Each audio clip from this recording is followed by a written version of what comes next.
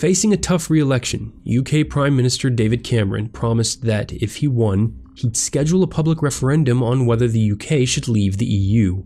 When he did win, he used this as leverage to renegotiate a few minor terms of the UK's membership. Although it changed little, Cameron hailed it as a victory. It was the first time an existing EU member country had been permitted to have its own special deal. Britain will be permanently out of ever closer union, never part of a European superstate. There will be tough new restrictions on access to our welfare system for EU migrants. No more something for nothing.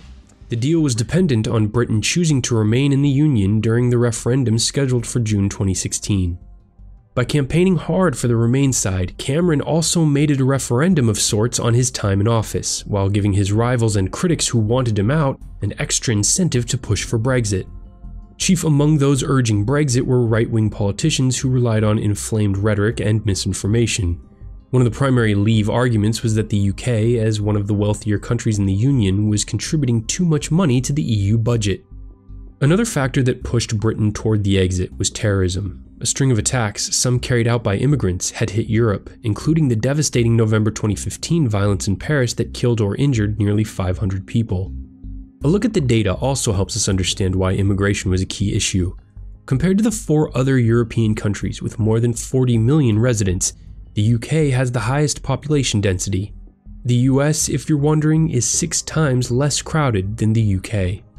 And as you can see in this graph, for the better part of 15 years, the UK has been absorbing far more immigrants than before, capped off by its 2 highest years of net migration right before the Brexit vote. Which finally brings us to the decision that shocked the world.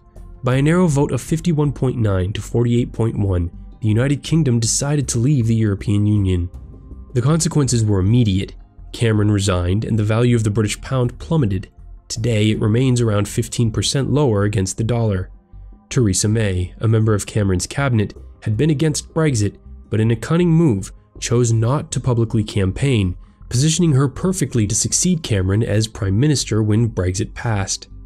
True to her Brexit means Brexit saying, May sent a letter to EU President Donald Tusk invoking Article 50, which starts a 2-year countdown for the UK to negotiate its future relationship with Europe before it has to leave. A few minutes ago in Brussels, the United Kingdom's permanent representative to the EU handed a letter to the President of the European Council on my behalf, confirming the government's decision to invoke Article 50 of the Treaty on European Union.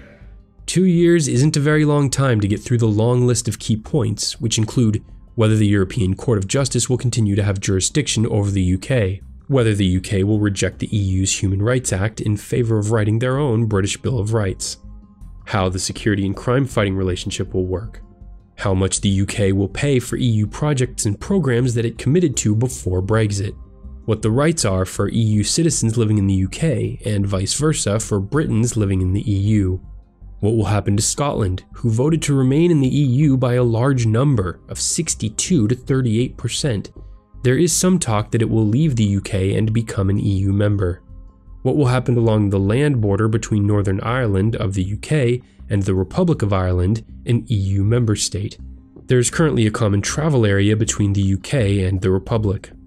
The man who wrote Article 50, the distinguished diplomat Lord John Kerr, detailed the bill Britain must agree to pay before any negotiations can move forward. The trade negotiation will not get very far until the money negotiation is clearly settling.